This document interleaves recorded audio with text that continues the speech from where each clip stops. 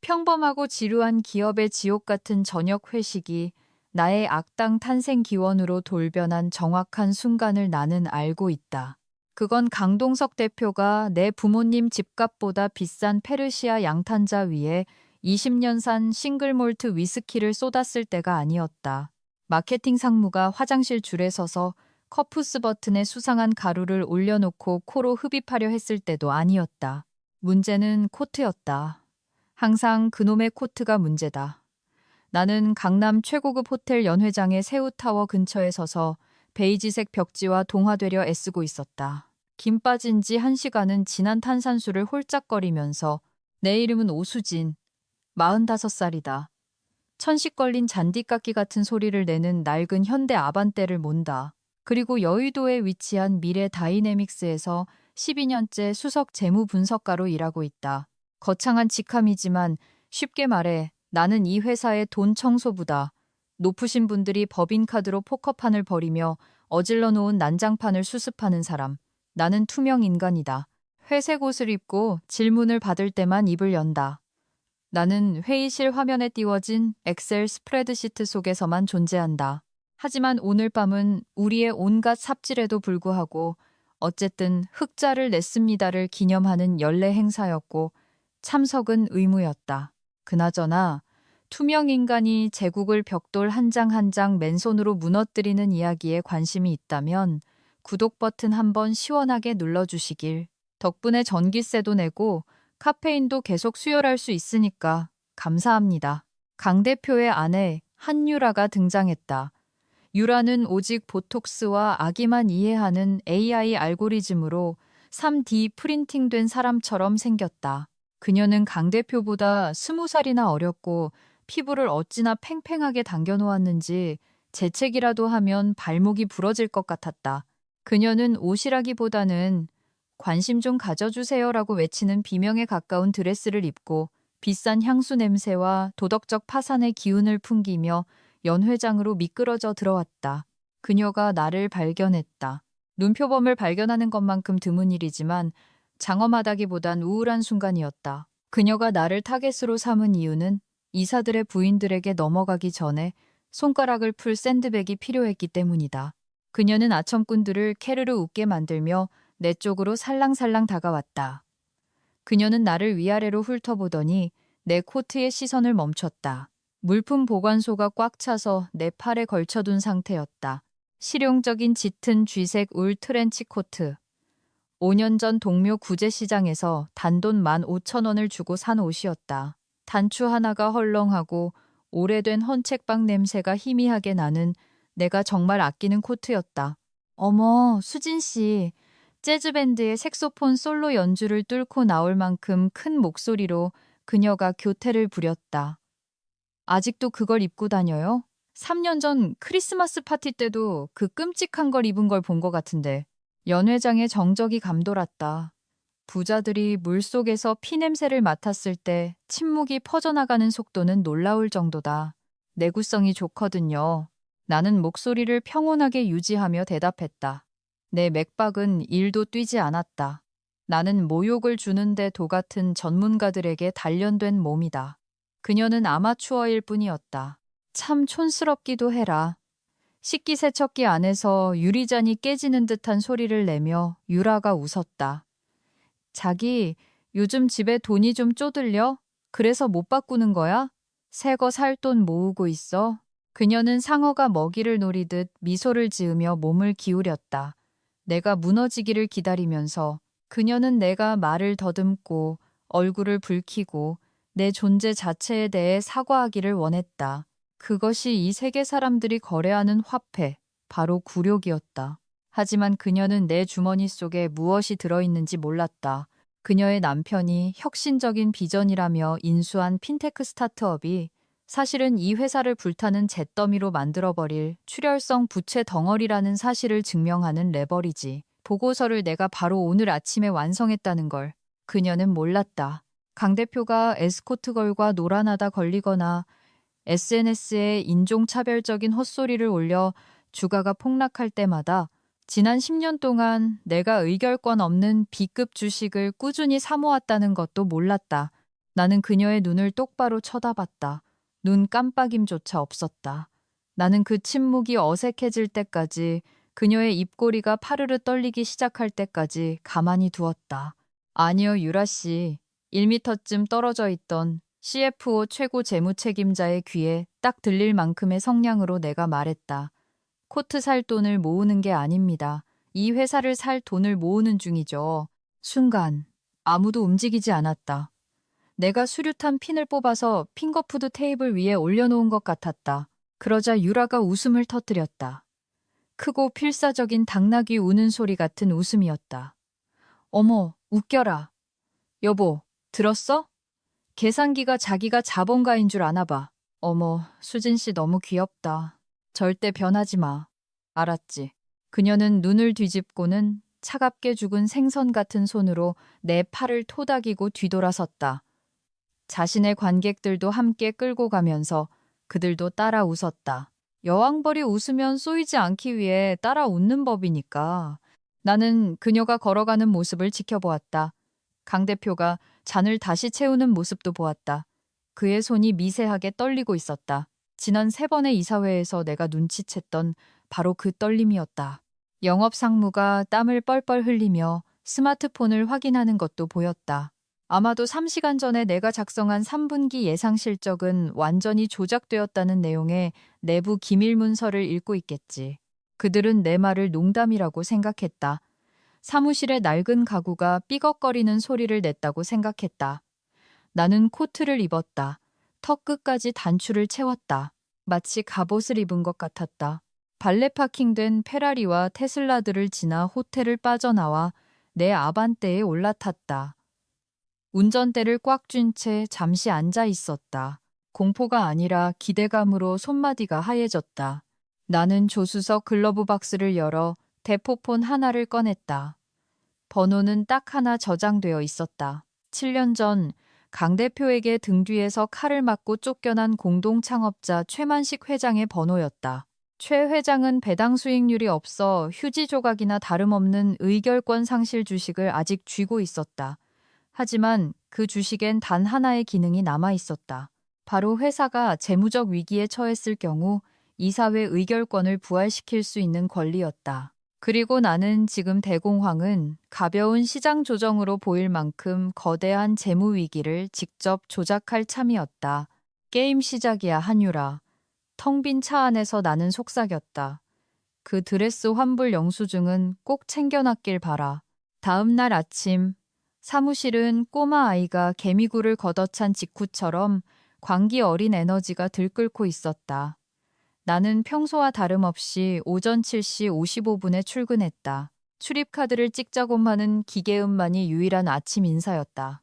나는 재무팀층의 가장 구석진 곳에 있는 내 파티션으로 향했다.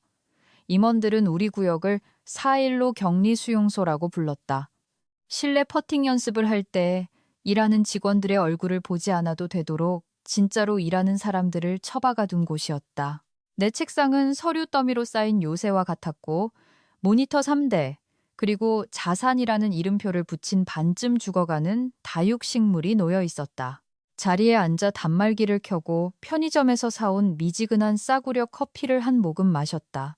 탄 헤이즐넛과 후회의 맛이 났다. 완벽했다. 나머지 층 사람들이 유라의 드레스나 강 대표의 건배사로 뒷담화를 까는 동안 나는 내 하드 드라이브에 숨겨진 파티션을 열었다. IT팀이 보기엔 이 폴더는 2014년의 세무기록 보관소처럼 보일 것이다. 지루하고 빽빽하고 건드리기 싫은 폴더. 하지만 내게 이곳은 작전 상황실이었다. 나는 프로젝트 단두대라는 이름의 엑셀 파일을 클릭했다. 나는 이걸 12년 동안 구축해왔다. 수진 씨, 여기 이 경비 지출 내역서 좀 확인해줘. 수진 씨, 이 합병 조항들 다시 한번 검토해봐. 수진 씨, 지하 창고 기록물 좀 정리해줘. 그들은 내게 허드렛 일을 던져준다고 생각하며 12년을 부려먹었다. 하지만 그들이 내게 넘겨준 것은 사실 이 성의 마스터키였다. 나는 모든 것을 알고 있었다. 운영 상무가 버진 아일랜드에 세운 페이퍼 컴퍼니를 통해 공급망 리베이트를 빼돌리고 있다는 것도 알았다. 회사의 주력 클라우드 소프트웨어가 사실은 경쟁사의 코드를 스킨만 바꿔치기 한 것이라 조만간 거액의 소송을 당할 위기라는 걸 숨기기 위해 CFO가 분식회계를 하고 있다는 것도 알았다. 고귀하신 강동석 대표께서 마카오 VIP룸에서 진 도박 빚을 갚기 위해 본인의 개인 지분을 담보로 잡혔다는 것도 알았다. 하지만 지식만으로는 힘이 되지 않는다. 지식은 그저 잠재적 에너지일 뿐이다. 진정한 힘은 방아쇠를 당길 타이밍을 아는 것이다. 나는 주식 시장 탭으로 넘어갔다. 미래 다이내믹스, MRD는 45, 200원에 거래되고 있었다. 오래 가진 못할 걸. 나는 중얼거렸다. 내부 통신 채널을 열었다. 비공개 임원 채팅방에서 공포가 끓어오르는 것이 보였다. 내가 해커라서 이걸 보는 게 아니다. 강 대표에게 매일같이 쌍욕을 먹는 착한 비서, 지아 씨가 3년 전 PDF 변환을 도와달라며 내게 비밀번호를 알려주었기 때문이다. 그녀는 그 후로 비번을 바꾸지 않았다. 왜 바꾸겠는가? 나는 그저 수진 씨일 뿐인데 언제나 묵묵히 도와주고 고쳐주는 수진 씨. 채팅 로그 CFO is greater than CEO. CFO 대표님, 인수 실패에 관한 유출 자료가 찌라시로 돌고 있습니다. 증권가 커뮤니티에 방금 루머 기사가 떴어요. CEO, 묻어버려. 근거 없는 소리라고 해. 필요하면 언론사에 돈 먹여서라도 기사 내려. CFO, 언론 플레이할 현금이 없습니다. 은행 마이너스 통장도 한도 초과해요. 나는 미소 지었다. 증권가 커뮤니티의 그 루머 기사, 내가 쓴 거다. 정확히 말하면 특종이 필요했던 프리랜서 기자에게 로우 데이터를 넘겨줬다. 추적 불가능한 익명의 제보자로. 주가가 44, 800원으로 떨어졌다. 나는 이번엔 내 진짜 스마트폰을 집어들고 증권사 브로커에게 문자를 보냈다. 저점에서 500주 추가 매수, 44 영원의 체결 요망.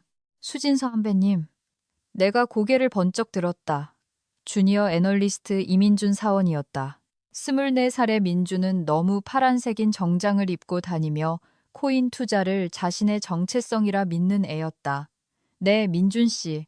저기 강 대표님이 3분기 핀테크 합병 관련 리스크 평가 파일을 찾으시는데요. 공용 드라이브에서 사라졌다고 막 소리를 지르셔서요. 사라진 게 아니에요. 나는 그를 쳐다보지도 않고 자판을 두드리며 말했다. 보관소 폴더 하위 디렉토리, 부채 항목, D로 시작하는 디자스터 제한 폴더에 있어요.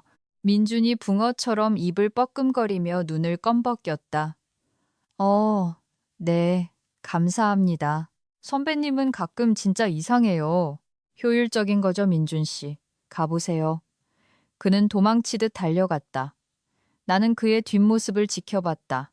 저런 애들은 쉽게 왔다가 떠난다. 그들은 이 직장을 징검다리로 여긴다. 나는 이곳을 공성전의 전장으로 여겼다. 화면으로 다시 눈을 돌렸다. 주가는 44, 500원. 나는 개인 포트폴리오를 확인했다. 나는 대중의 기록에서 사라지는 법을 알았다. 내 서류를 처리해줄 직원을 알고 있었고 법무팀장도 내게 빚이 있었다. 인사팀장이 규정 위반으로 해고될 뻔했을 때 내가 서류를 소급 적용해 수정해 주어 그녀의 연금을 지켜준 일도 있었다. 그녀도 내게 빚이 있었다. 나는 그저 트렌치코트를 입은 이상한 아줌마가 아니었다. 이 빌딩 전체를 뒤덮은 거미줄 한가운데에 있는 거미였다. 그리고 유라는 감히 내 거미줄에 걸어들어와 거미를 모욕한 것이다. 가방 안에서 대포폰이 징징 울렸다. 문자 메시지. 오후 4시. 그 맛없는 옛날 다방. 쫓겨난 창업자 최만식 회장이었다. 나는 스프레드 시트를 닫았다. 끔찍한 맛의 커피를 다시 한 모금 마셨다. 이제는 조금 달콤하게 느껴졌다. 첫 번째 도미노는 이미 쓰러졌다. 그들이 아직 딸깍하는 소리를 듣지 못했을 뿐 다방은 최만식 회장 본인처럼 과거의 유물 같은 곳이었다.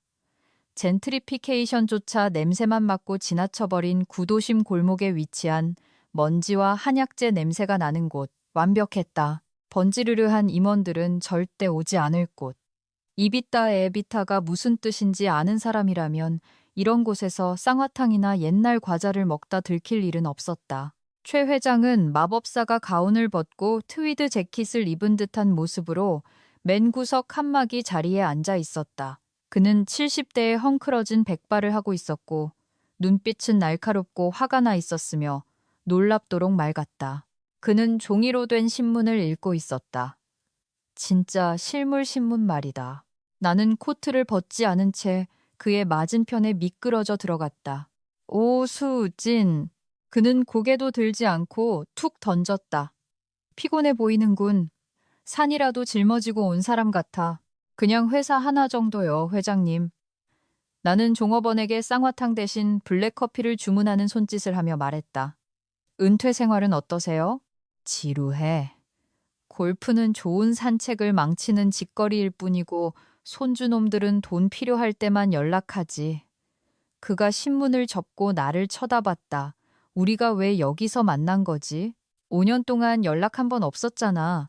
마지막으로 연락했을 땐 내 전 재산을 거덜낼 뻔한 세무조사에서 날 구해줬지. 그랬죠. 내가 인정했다. 저한테 빚지셨잖아요.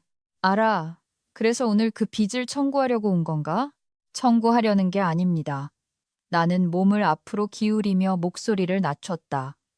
판돈을 2배로 키우려는 거죠.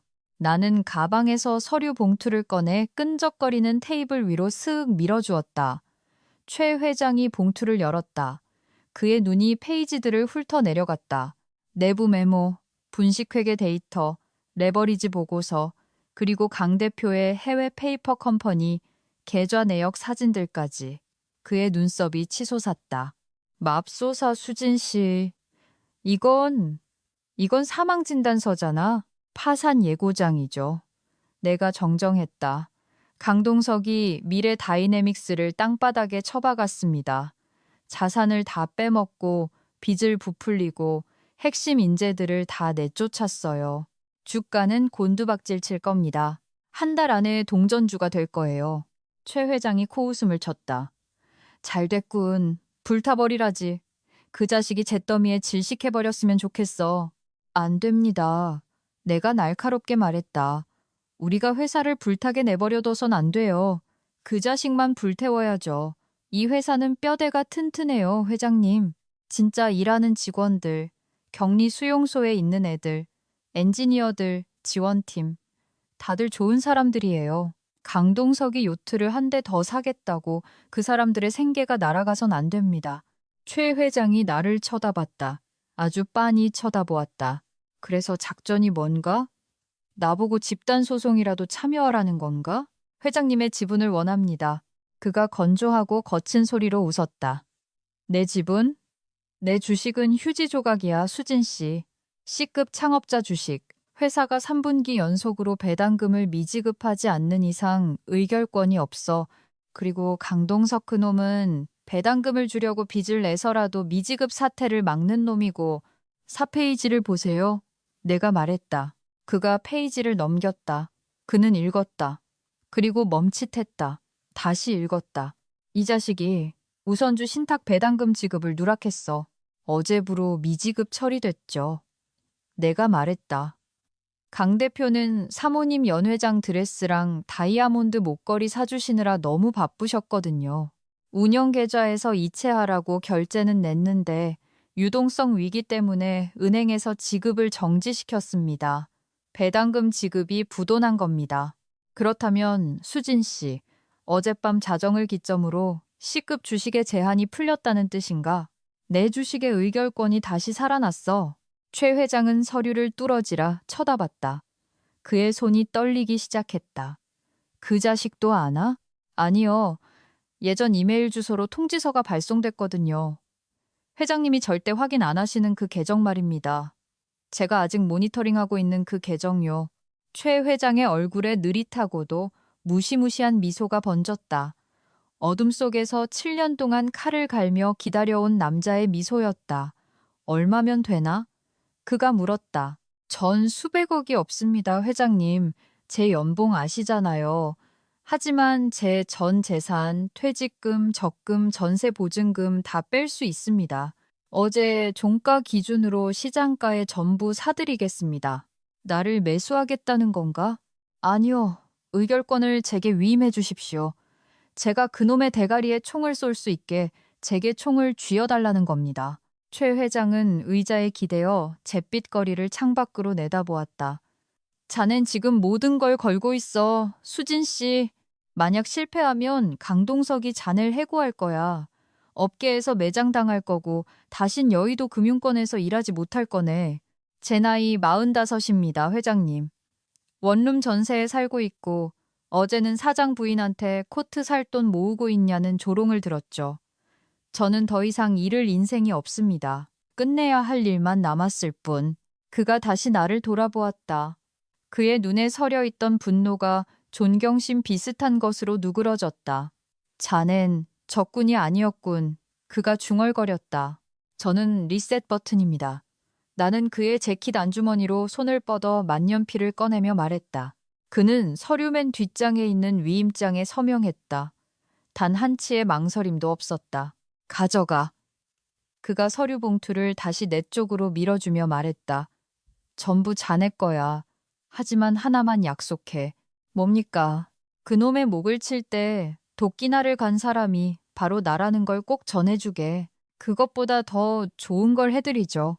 나는 서류 봉투를 내가봇 트렌치코트 안주머니에 찔러 넣으며 말했다. 회장님이 직접 도끼를 휘두르게 해드릴게요. 다방을 나왔다. 밖은 바람이 거세게 불고 있었고 차갑고 매서웠다. 기분이 좋았다. 1단계는 완료됐다. 의결권을 손에 넣었지만 아직 과반수를 확보하진 못했다. 더 필요했다. 이 사회가 강 대표에게 등을 돌리게 만들어야 했다. 그러기 위해선 압박이 필요했다. 다이아몬드도 박살 낼 수 있는 강한 압박. 나는 폰을 꺼내 프리랜서 기자에게 다시 전화를 걸었다. 접니다. 내가 말했다. 2번째 기사 터뜨리세요. 사내 성추행 합의금 무마건이요. 네. 실명 공개해서 올리세요. 전화를 끊었다. 폭풍이 다가오고 있는 게 아니었다. 내가 바로 폭풍이었다. 수요일쯤 되자 미래 다이내믹스의 분위기는 기업 사무실이라기보다는 공습 경보가 울린 방공호에 가까웠다. 오전 6시에 2번째 기사가 터졌다. 미래 다이내믹스 임원진의 썩어빠진 조직 문화와 비자금 입막음, 처참했다. 강 대표가 회사 비자금으로 3차례나 성추행 합의금을 지급한 내역이 상세히 적혀 있었다. 피해자의 이름은 없었다. 내가 그렇게 조치했다. 하지만 날짜, 금액, 돈이 빠져나간 특정 계좌번호는 정확히 명시되어 있었다. 주가는 38영원으로 시작해 점심시간 무렵에는 32, 500원까지 폭락했다. 나는 탕비실에서 나트륨과 슬픔의 냄새가 나는 싸구려 컵라면을 전자레인지에 돌리고 있었다. 그때 유라가 씩씩거리며 들어왔다. 원래 그녀는 이곳에 오지 않는다. 임원실 인테리어를 새로 하거나 인턴들에게 갑질을 할 때만 회사에 나타나곤 했다. 하지만 오늘 그녀는 완전히 얼빠진 모습이었다. 머리는 헝클어져 있었고 오버사이즈 선글라스 너머의 눈은 광기에 차 있었다. 그녀가 나를 발견했다. 당연히 그랬겠지. 너. 그녀가 성큼성큼 다가오며 소리쳤다. 문서 파쇄기 어떻게 쓰는지 알지? 나는 전자레인지 일시 정지 버튼을 눌렀다. 저는 파쇄하기의 박사학위 소지자입니다. 유라 씨. 뭘 원하시는데요? 남편 사무실에 있는 옛날 파일박스들. 당장 싹 다 갖다 버려야 해. 내일 무슨 감사관인가 변호사인가 하는 놈들이 들이닥친다잖아. 그거 증거 인멸로 들리는데요. 나는 라면을 휘저으며 차분하게 말했다. 그딴 게 무슨 상관이야. 그녀가 삑살이 나는 목소리로 악을 썼다. 당장 해. 아씨, 왜 여기 사람들은 다 이렇게 멍청해? 우리 남편은 언론에 헛소리 퍼뜨리는 쓰레기들로부터 이 회사를 살리려고 고군분투하는데 너네 같은 것들은 서서 컵라면이나 처먹고 있고 지금은 점심시간이거든요. 유라 씨. 알게 뭐야. 당장 올라가서 해. 그녀는 쿵쾅거리며 나가버렸다. 나는 미소 지었다. 그들은 패닉에 빠졌고 실수를 저지르고 있었다. 임원실 층으로 올라갔다. 아수라장이었다. 비서들은 울고 있었고 상무들은 전화기에 대고 고함을 지르고 있었다. 대표실 문은 닫혀 있었지만 안에서 쌍욕을 하는 소리가 다 들렸다. 나는 대표실 옆 복사실로 들어갔다. 유라가 2018-2020 기타 MISC라고 적힌 문서 보관 박스 더미를 가리키며 이거 다 갈아버려라고 했었다. 첫 번째 박스를 열었다. 그냥 기타 서류가 아니었다. 서버에서 영구 삭제했다고 믿고 있던 해외 페이퍼 컴퍼니 거래 내역서의 출력본들이었다. 이 멍청하고 오만한 인간들, 자기들의 범죄 기록을 전리품처럼 실물로 보관하고 있었던 것이다. 나는 그것들을 파쇄하지 않았다. 카트에 박스들을 싣고 아수라장과 고함 소리를 지나 복도를 밀고 나갔다. 수진 씨, 그 박스들 어디로 가져가는 거예요? 며칠은 못 잔 사람처럼 보이는 대표실 정선영 실장이 물었다. 사모님이 지하 소각장으로 가져가라고 하셔서요. 나는 매끄럽게 거짓말을 했다. 보안 규정 때문이랍니다. 정 실장은 피곤해서 신경 쓸 겨를도 없는 듯 고개를 끄덕였다. 알았어요. 그냥 내 눈앞에서 치워만 줘요. 나는 엘리베이터를 탔지만 지하 1층 소각장으로 가지 않았다. 지하 주차장으로 내려가 내 아반떼 트렁크에 결정적 증거가 담긴 6개의 박스를 실었다. 그 위에 헬스장 수건을 덮었다. 그러고는 다시 위층으로 올라가 비품실에서 A사빈 용지 한 뭉치를 꺼내 다음 1시간 동안 파쇄기에 쑤셔 넣으며 스마트폰을 확인했다. 주가 알림. MRD29 영원의 거래 중 압박은 통하고 있었다. 하지만 동맹이 필요했다. 내겐 최 회장이 있고 증거도 있었지만 이사회 내부에서 흔들리고 있는 내부자가 필요했다. 누군지 알고 있었다. 박진우 상무. 이사회 멤버 중 유일하게 내가 쓴 보고서를 진짜로 읽어보는 사람이었다. 그는 강동석의 과시적인 경영 방식을 혐오하는 엔지니어 출신의 점잖은 사람이었다. 최근엔 강 대표의 측근들에게 밀려 표결에서 번번이 배제되고 있었다. 나는 박 상무가 매일 오후 2시에 심장내과 주치에 몰래 옥상 정원에서 담배를 피우며 커피를 마신다는 걸 알고 있었다. 옥상으로 올라갔다. 바람이 불었고 서울의 빌딩 숲이 잿빛으로 넓게 퍼져 있었다. 박 상무는 난간에 기대어 에세 담배를 태우고 있었다. 표정이 어두웠다. 코트 멋지네. 그가 뒤도 돌아보지 않고 말했다. 내 발소리를 알아챘거나 싸구려 울 코트 냄새를 맡았거나 따뜻하거든요. 내가 난간 옆에 서며 말했다. 힘든 하루지. 그가 연기를 내뿜으며 한숨을 쉬었다. 힘든 10년이었어요. 수진 씨도 숫자 봐서 알잖아. 우리 회사 지금 피 흘리며 죽어가고 있어. 알고 있습니다. 사직서를 낼까 생각 중이야. 그가 털어놓았다. 배가 완전히 침몰하기 전에 내 평판이라도 건지려면 그러지 마세요. 내가 말했다. 그가 고개를 돌려 나를 보았다. 왜? 내가 왜 남아야 하지? 선장은 강동석이고 그놈은 지금 취해서 운전대를 잡고 있는데 선상 반란이 일어날 거니까요, 상무님. 내가 나지막이 말했다. 그리고 우리에겐 새로운 선장이 필요합니다. 그가 미간을 찌푸렸다. 반란? 누가? 수진 씨가? 그는 헛웃음을 지었다. 유라의 웃음처럼 악의적인 건 아니었고 그저 믿기지 않는다는 웃음이었다. 수진 씨, 당신이 우리 회사 최고 애널리스트라는 건 알지만 당신은 지원부서 직원이잖아. 제가 이 회사 지분 4%를 개인적으로 소유하고 있습니다. 내가 말하자 그의 눈이 커졌다. 그리고 어제부로 나는 말을 이었다. 제가 최만식 회장님의 지분 12%의 의결권을 위임받았습니다. 그가 피우던 담배를 떨어뜨렸다. 최 회장님이 당신한테 의결권을 줬다고? 그리고 문서 박스들도 제게 있습니다, 상무님. 내가 마지막 못을 박았다. 한유라 씨가 파쇄하라고 지시했던 바로 그 박스들 말입니다. 횡령과 사기를 증명할 수 있는 서류들.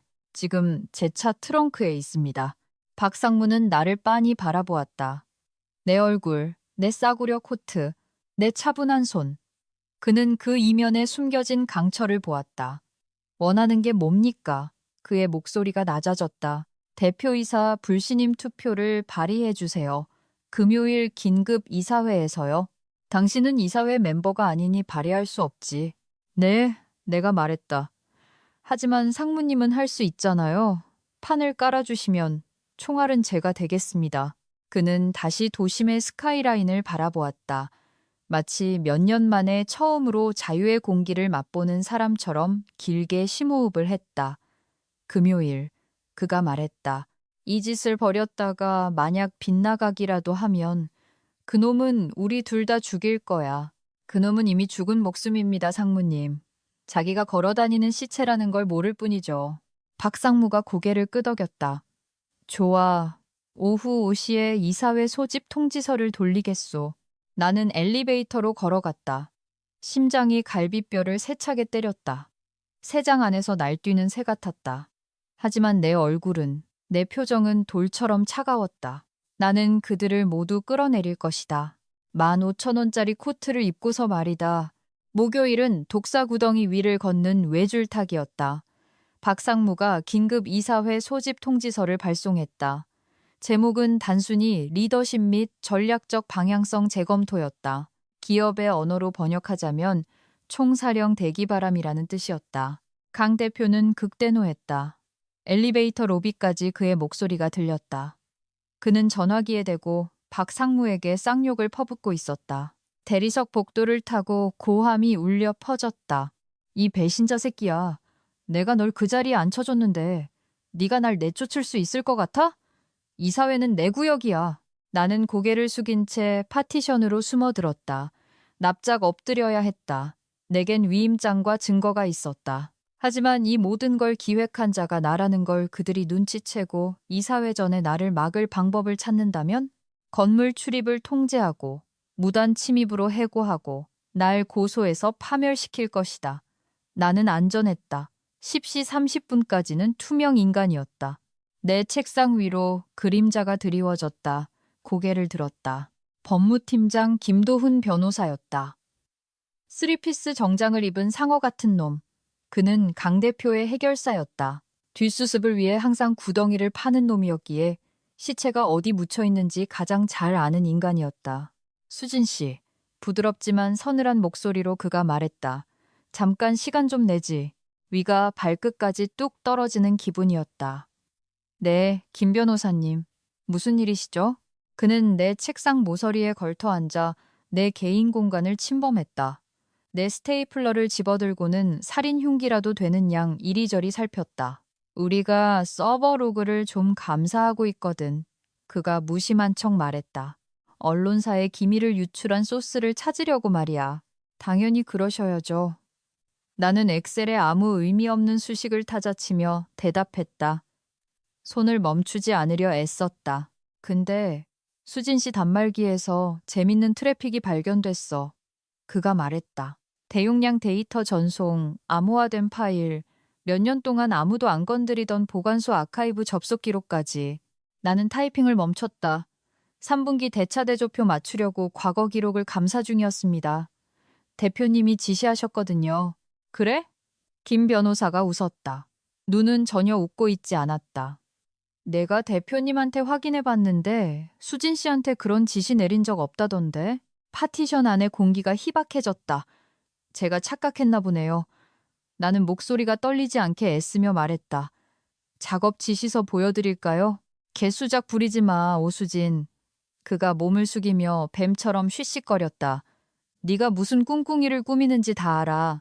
어제 옥상에서 박진우 상무랑 수군대는 것도 봤고 문서 박스들 들고 나가는 것도 CCTV로 다 봤어. 사서 선생님처럼 옷 입고 다닌다고 내가 널 모를 줄 알아? 그가 내 위로 우뚝 섰다. 지금 당장 보안팀 불러서 네 차 뒤질 거야. 만약 내 아반떼 트렁크에서 회사 비품 하나라도 나오면 산업 스파이 혐의로 당장 구속시켜버릴 테니까 감방 가는 거야. 알아들어? 감방이라고. 그는 챈 돌아서서 걸어갔다. 나는 얼어붙은 채 앉아 있었다. 박스들은 내 트렁크에 있었다. 만약 그걸 들키면 끝이다. 게임 오버. 내 인생도 끝이다. 보안팀이 지하 주차장에 도착하기 전까지 내게 남은 시간은 기껏해야 5분. 나는 가방을 움켜쥐었다. 일어섰다. 뛰지는 않았다. 뛰면 죄인처럼 보이니까. 빠르게 걸었다. 엘리베이터 대신 비상계단으로 향했다. 6계층을 미친 듯이 뛰어내려갔다. 콘크리트 바닥에 부딪히는 구두굽 소리가 총소리처럼 울렸다. 주차장 문을 박차고 나갔다. 멀리서 보안팀 카트의 윙윙거리는 소리가 들려왔다. 내 차에 도착했다. 열쇠를 더듬거리다 트렁크를 열었다. 박스를 옮겨야 한다. 하지만 어디로? 어디로? 내 차 옆에 청소 용역업체 승합차가 서 있었다. 김씨 청소 소속 김 아저씨였다. 나는 그를 안다.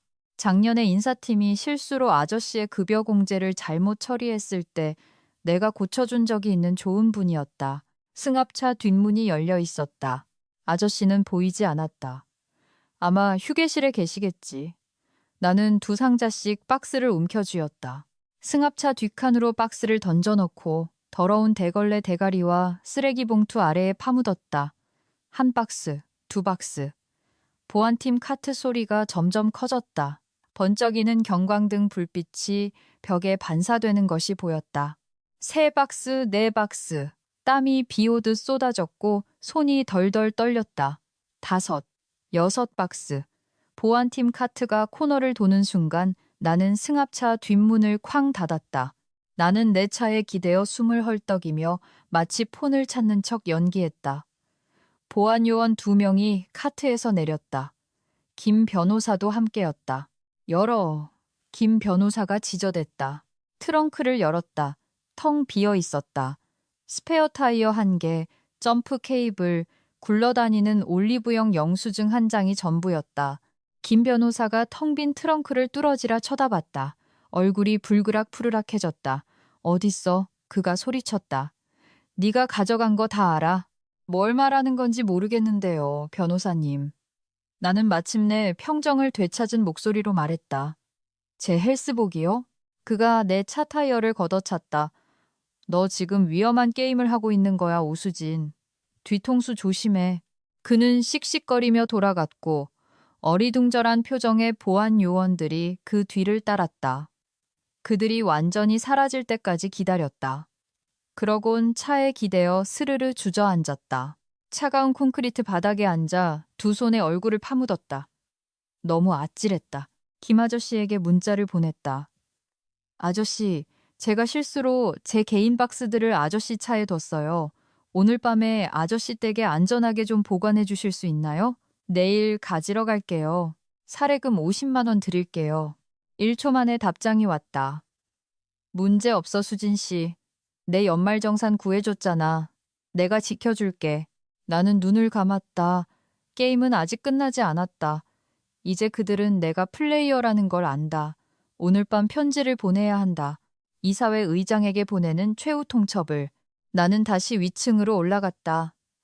내 자리로 가지 않고 우편실로 향했다. 임원진 발신용 우편함에 밀봉된 봉투 하나를 밀어 넣었다. 안에는 A사 용지 1장이 들어있었다. 회사를 살리고 싶다면 내일 박진우 상무와 뜻을 함께 하십시오. 만약 그렇지 않다면 사라진 박스 안의 증거들은 월요일 아침 금융감독원, 검찰청, 그리고 주요 언론사로 송부될 것입니다. 선택하십시오. 서명은 하지 않았다. 할 필요도 없었다. 내일은 결전의 날. 이기거나 죽거나 금요일 아침 심판의 날이 밝았다. 유리벽으로 둘러싸인 이사회 회의실은 거대한 긴장감의 수족관 같았다. 당연히 나는 초대받지 못했다. 나는 그저 애널리스트니까. 하지만 회사 전체의 업무가 마비된 상태였다. 아무도 일을 하지 않았다. 다들 폭탄이 터질 반경을 숨죽여 기다리며 이메일만 새로 고침하고 있었다. 나는 내 책상에 앉아 다육이를 응시했다. 이제 우리뿐이야, 자사나. 속삭였다. 위층에선 전투가 벌어지고 있었다. 내겐 실시간 오디오 피드가 있었다. 지난달 회의실 AV 시스템 마이크가 자꾸 끊길 때 내가 고쳐줬던 걸 기억하는가? 그때 고치면서 오디오 출력 단자를 비공개 IP 주소로 우회 연결해 두었다. 헤드폰을 꼈다. 이건 말도 안 되는 억지야. 강 대표가 고함을 지르고 있었다. 명분도 뭣도 없잖아. 회사는 과도기를 겪고 있을 뿐이야. 주가도 20이 영원선에서 방어하고 있다고. 동서가 박상무의 목소리는 차분하고 단호했다. 일주일 만에 시총의 40%가 날아갔어. 찌라시 터진 것 때문에 채권단에서 대출금 회수하겠다고 난리라고. 유라도 그 자리에 있었다. 당연하지. 누군가 우릴 사보타주하고 있는 거예요. 재무팀의 그 쥐새끼 같은 년짓이 뻔해요. 나는 웃었다. 그녀가 나를 기억하는군. 유출 사건을 논의하러 모인 자리가 아닙니다. 의장인 송 회장이 묵직한 목소리로 말했다. 그는 내 편지를 받았을 것이다. 우리는 지금 대표이사 불신임안을 논의하러 모인 거요. 이럴 순 없습니다. 강 대표가 이를 갈며 말했다. 제가 여전히 의결권 과반을 통제하고 있습니다. 제 개인 지분과 신탁에 묶인 창업자 C급 지분을 합치면 51%라고요. 당신들 맘대로 투표해봐야 나한테 거부권이 있어. 이게 바로 함정이었다. 사실 박상무가 입을 열었다. C급 주식은 이제 신탁에 묶여 있지 않아. 침묵. 완벽한 정적이 흘렀다. 무슨 소리를 하는 거야. 강 대표의 목소리가 당황한 기색이 역력했다. 배당금 지급이 누락됐어. 박상무가 말했다. 화요일부로 해당 지분의 권리는 최만식 회장에게 넘어갔지. 그게 뭐? 강 대표가 신경질적으로 웃었다. 최 노인은 늙어빠진 뒷방 늙은이야. 우리 회사를 혐오한다고. 자기가 권리를 되찾았는지조차 모를걸? 그는 알아? 박상무가 말했다. 그리고 자기 의결권을 통째로 위임했어. 누구한테? 강 대표가 따져 물었다. 새로운 대주주에게. 박상무가 대답했다. 그게 누군데? 유라가 비명을 질렀다. 누가 이딴 짓을 벌이는 거야? 나는 헤드폰을 벗었다. 때가 왔다. 자리에서 일어났다. 치마를 반듯하게 펴고 코트를 집어 입었다. 엘리베이터로 걸어가 꼭대기 펜트하우스 층 버튼을 눌렀다. 문이 열렸다. 안내 데스크 직원이 나를 쳐다봤다. 수진 선배, 거긴 들어가시면 안 돼요. 지켜봐요. 내가 말했다. 나는 복도를 걸어갔다. 마호가니로 된 육중한 이사회 회의실 양문은 굳게 닫혀 있었다. 노크는 하지 않았다. 문을 확 밀어젖혔다. 모든 사람의 고개가 돌아갔다. 강동석, 한유라, 박상무, 송 회장, 변호사들, 강 대표는 마치 배달원이 집을 잘못 찾아온 것을 본 듯한 표정으로 나를 쳐다봤다. 오수진, 여기서 대체 뭐 하는 짓이야?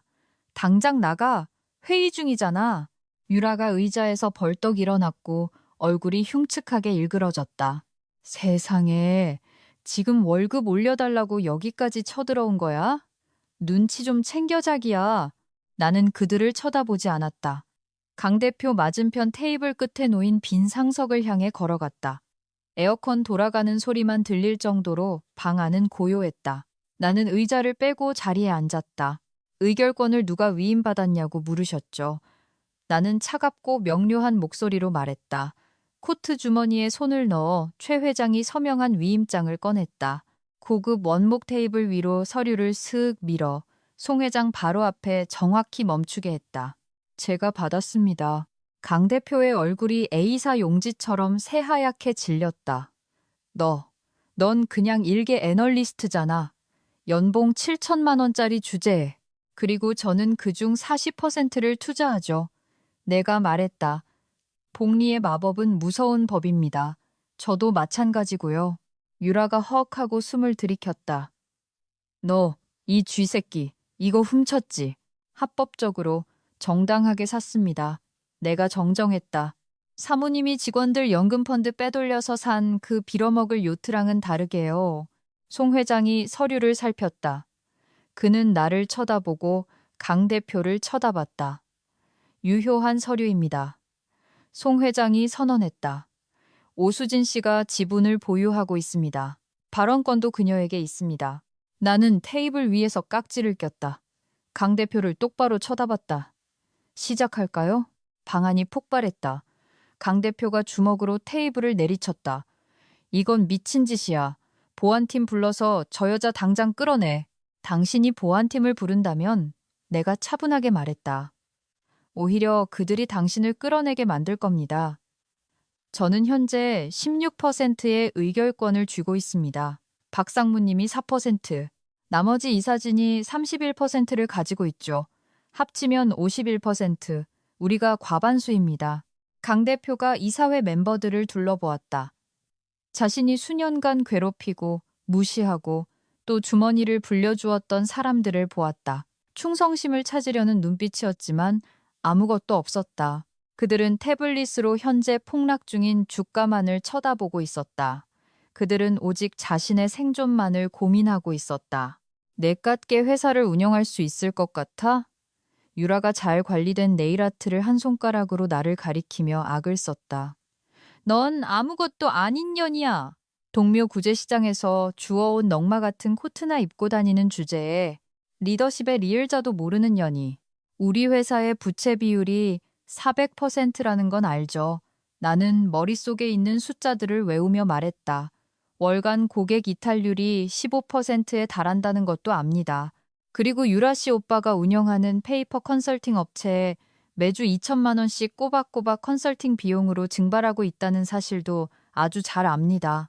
유라의 입이 딱 다물어졌다. 대차대조표를 읽기 위해 대단한 누군가가 될 필요는 없습니다. 내가 말했다. 그저 정직하기만 하면 됩니다. 이 방안에서 지난 10년 동안 단 한 번도 보지 못한 그 정직한 말입니다. 좋아. 강 대표가 평정을 되찾으려 애쓰며 비웃었다. 지분 좀 모았다 치지. 그래서 내 맘대로 회사를 꿀꺽할 수 있을 것 같아? 공식 투표를 거쳐야 해. 그게 우리가 여기 모인 이유죠. 내가 말했다. 대표이사 강동석에 대한 해임안을 동의합니다. 송 회장이 말했다. 사유는 배임, 횡령, 그리고 무능, 제청합니다. 박상무가 즉각 답했다. 찬성하시는 분? 송 회장이 물었다. 손이 올라갔다. 박상무, 송 회장, 그리고 다른 이사 2명. 강 대표가 숫자를 셌다. 4명이네. 이사회 멤버는 9명이야. 과반이 되려면 5표가 필요하지. 그가 미소를 지었다. 기름지고 끔찍한 미소였다. 빗나갔네, 수진 씨. 왕의 목을 치러 왔다가 허공에 칼질을 했어. 강 대표의 골프 친구들인 나머지 4명의 이사들은 손을 들지 않고 있었다. 동률이네. 강 대표가 의기양양하게 말했다. 현행 유지 부결이야. 회의 끝. 그리고 오수진. 넌 해고야. 당장 짐 싸서 꺼져. 심장이 참는 것 같았다. 계산 착오였다. 금융감독원의 조사가 두려워서라도 다들 돌아설 줄 알았다. 하지만 저 측근 놈들은 강 대표와 함께 너무 깊은 진흙탕에 빠져 있었다. 강 대표가 무너지면 자기들도 무너질 테니까 그들은 스스로를 보호하고 있었다. 잠깐, 문간에서 목소리가 들렸다. 우리 모두 고개를 돌렸다. 검은 원피스를 입은 노년의 여성이 서 있었다. 지팡이를 짚고 있었지만 눈빛만은 형형했다. 죽은 공동 창업자의 미망인 이복순 여사였다. 그녀는 단 한 번도 이사회에 참석한 적이 없는 침묵의 파트너였다. 이 여사님, 강 대표의 목소리가 갈라졌다. 여기까진 어쩐 일이십니까? 동점표를 깨러 왔네. 그녀가 말했다. 가늘지만 힘있는 목소리였다. 여사님은 지난 10년 동안 한 번도 투표하신 적이 없으시잖아요. 강 대표가 더듬거렸다. 투표할 이유가 없었으니까. 그녀가 다리를 절뚝이며 방 안으로 걸어 들어왔다. 강 대표는 쳐다보지도 않고 지나쳐 내 앞까지 걸어왔다. 그녀는 내 코트를 지그시 바라보더니 희미하게 미소 지었다. 내 남편도 딱 이런 코트를 입고 다녔지. 그녀가 말했다. 할 말이 없는 속빈 강정들이나 번지르르한 옷을 입는 거라고 했어. 그녀가 이사회를 향해 돌아섰다. 나는 찬성에 투표하겠소. 그녀가 말했다. 저놈을 끌어내리시오. 강 대표가 의자에 주저앉았다.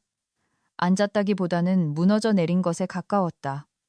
유라가 비명을 지르기 시작했다. 안 돼! 이럴 순 없어! 이건 불법이야! 당신들 다 고소할 거야. 가결되었습니다. 송 회장이 의사봉을 두드리며 선언했다. 강동석 대표이사, 귀하는 현 시간부로 모든 직위에서 해임되었습니다. 그 뒤에 이어진 침묵은 무거웠다. 거인이 쓰러지는 소리였다. 나가. 내가 강동석에게 말했다. 그는 나를 쳐다보았다. 눈동자가 텅 비어 있었다. 그는 덜덜 떨며 일어섰다. 재킷을 챙겼다. 유라를 쳐다보지도 않은 채 그대로 문 밖으로 걸어 나갔다. 유라는 주위를 두리번거리다 자신의 권력이 방금 문 밖으로 걸어 나갔다는 사실을 깨닫고는 그를 뒤쫓아 달려나갔다. 여보, 같이 가! 내 신용카드는 어떡하고? 나는 자리에 앉아 있었다. 아드레날린이 빠져나가며 몸이 떨려왔다. 그래서 송 회장이 나를 보며 말했다. 우리는 지금 대표가 없소. 주가는 곤두박질 치고 있고 밖에는 기자들이 깔렸지. 이제 어떡할 거요? 이제 나는 깊은 숨을 내쉬며 말했다. 일하러 가야죠. 그 후 1시간은 안개처럼 흘러갔다. 법무팀은 보도자료의 초안을 작성했고 인사팀은 강동석의 해고 처리를 진행했다. 보안팀은 강동석과 한유라를 건물 밖으로 쫓아냈다. 나는 여전히 이사회 회의실에 앉아 있었다. 다른 이사들은 피해 복구를 위해 모두 자리를 뜬 상태였다. 박상무만 남아 있었다. 해냈군요. 그가 지난 10년 동안 강동석이 앉아있던 빈 의자를 응시하며 말했다. 우리가 해낸 거죠. 내가 대답했다. 그래서 임시 대표는 누가 맡을 겁니까? 그가 물었다.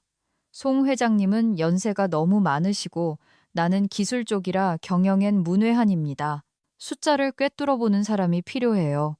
시체들이 어디에 묻혀 있는지 알고 그걸 파내서 제대로 된 장례를 치러줄 수 있는 사람 말입니다. 그가 나를 쳐다보았다. 안 됩니다. 내가 말했다. 저는 애널리스트예요, 상무님. CEO가 아니라고요. 당신은 방금 파티션 구석에서 대포폰 하나랑 구제시장 코트 하나 걸치고 적대적 MA를 성사시켰어요. 박상무가 말했다. 우리가 가진 유일한 CEO는 당신뿐입니다. 문이 열리고 송 회장이 다시 들어왔다. 기자들이 공식 입장을 요구하고 있네. 그가 말했다. 그리고 강동석이 쫓겨났다는 루머가 돌자마자 주가가 5% 반등했어. 시장도 그놈을 혐오하고 있었던 거지. 그가 나를 보았다. 박상무 말이 맞아, 수진 씨. 자네가 의결권을 쥐고 있고 자네에게 계획이 있잖아. 이제 전면으로 나서게. 나는 내 두 손을 내려다보았다. 거칠고 투박한 손. 진짜로 일하는 노동자의 손. 내가 할 수 있을까? 내가 진짜 이 회사를 이끌 수 있을까? 아니면 나는 그저 무언가를 불태워버리는 데만 소질이 있는 걸까? 4.15 격리 수용소를 떠올렸다. 민준 씨, 지아 씨, 그리고 야근 수당도 없이 밤을 새우던 엔지니어들을 탐욕에 목 졸리지 않았더라면 진작에 위대한 혁신이 될 수 있었던 우리의 제품을 생각했다. 나는 일어섰다. 좋습니다. 내가 말했다. 하지만 내 방식대로 합니다. 퇴직금 명목의 황금 낙하산도, 임원용 법인 차량도, 골프장 회원권도 전부 폐지합니다. 회사가 진짜 흑자로 돌아설 때까지 연회장 파티도 없습니다. 송 회장이 고개를 끄덕였다. 동의하네. 직함은 뭘로 할 텐가. 임시 대표이사. 내가 말했다. 일단은요. 창가로 걸어가 주차장을 내려다보았다. 강동석의 페라리가 요란한 소리를 내며 주차장을 빠져나가는 것이 보였다. 조수석에 탄 유라가 아마 그에게 악다구니를 쓰고 있을 것이다. 속이 다 시원했다. 나는 뒤돌아섰다. 각 부서장들 여기로 집합시키세요. 우린 살려야 할 회사가 있습니다. 타운홀 미팅을 소집할까요? 박상무가 물었다. 네, 1시간 뒤에 전 직원 모두 참석하라고 하세요. 청소하시는 아저씨들까지 전부 다요. 나는 회의실을 나와 내 옛날 자리로 향했다. 업무 수첩이 필요했다. 내가 걸어가자 사무실 전체가 쥐 죽은 듯 고요해졌다. 사람들이 나를 빤히 쳐다보았다. 무슨 일이 일어났다는 걸 직감한 것이다. 내 파티션에 도착하자 민준 씨가 불안한 표정으로 서 있었다. 수진 선배님, 그가 말했다. 진짜예요? 강 대표님 잘리셨어요? 네. 나는 다육이를 챙겨들며 대답했다. 그럼 누가 대표로 오는데요? 나는 그를 보며 미소 지었다. 내가요. 민준의 턱이 바닥까지 뚝 떨어졌다. 선배님이요? 하지만 선배님은 그냥 부동액 세는 걸 고쳐주던 아줌마죠, 민준 씨. 내가 말했다. 이제부터 엔진을 통째로 고쳐볼 생각입니다. 나는 짐 상자를 들고 다시 엘리베이터로 걸어갔다. 꼭대기층 버튼을 눌렀다. 이번엔 아무도 나를 막지 않았다. 3주 후. 인수인계 과정은 쉽지 않았다. 주가는 출렁거렸고 언론은 회의적이었다. 정체불명의 애널리스트가 미래 다이내믹스를 구할 수 있을까? 하지만 우리는 안정화되었다. 나는 임원용 제트기를 팔아치웠다. 그 돈으로 해고한 측근 쓰레기들의 퇴직금을 정산했다. 은행과 부채 상환 조건도 재협상했다. 강동석이 만들어낸 판타지 소설 같은 숫자가 아니라 내가 보여준 진짜 숫자를 바탕으로 설득하자 그들은 귀를 기울였다. 제품을 실제로 개발한 엔지니어들을 승진시켰고 하루 종일 이메일 포워딩이나 하던 중간 관리자들을 해고했다. 사내 문화가 변하고 있었다. 사람들이 오후 6시에 퇴근하기 시작했다. 탕비실에선 다시 웃음소리가 새어나왔다. 나는 대표실에 앉아 있었다. 방안을 싹 다 비워버렸다. 비싼 양탄자도 치우고 와인바도 없앴다. 그저 책상 하나, 회의용 테이블, 그리고 전략이 빼곡히 적힌 화이트보드가 전부였다. 그리고 내 낡은 코트는 구석에 있는 옷걸이에 걸려 있었다. 비서가 내선 전화를 연결했다. 지아 씨였다. 그녀에게 임금을 인상해주고 사람 대접을 해주었더니 이젠 나를 위해 총알도 대신 맞아줄 기세였다. 대표님, 손님이 찾아왔습니다. 아주 급한 일이라는데요. 누구죠? 한유라 씨입니다. 나는 잠시 멈칫했다. 들여보내세요. 문이 열리고 유라가 들어왔다. 전과는 확연히 달랐다. 명품 드레스는 온데간데 없고 평범한 청바지와 블라우스 차림이었다. 몹시 초췌해 보였다. 보톡스 효과가 서서히 빠지면서 비로소 인간적인 표정이 조금씩 드러나고 있었다. 그녀는 내 책상 앞에 섰다. 앉지는 않았다. 무슨 일이죠, 유라 씨? 나는 노트북에서 눈을 떼지 않은 채 물었다. 남편이 동석 씨가 날 버렸어. 그녀의 목소리는 기어 들어갈 듯 작았다. 페이퍼 컴퍼니 돈을 싹 다 챙겨서 필리핀 세부로 날아갔어. 자기 담당 필라테스 강사랑 같이.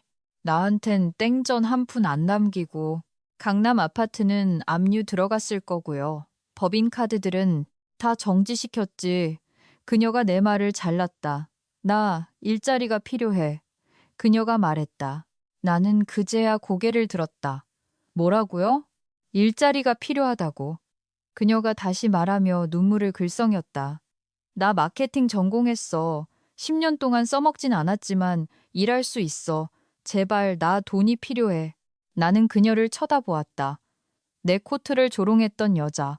나를 가구 취급했던 여자.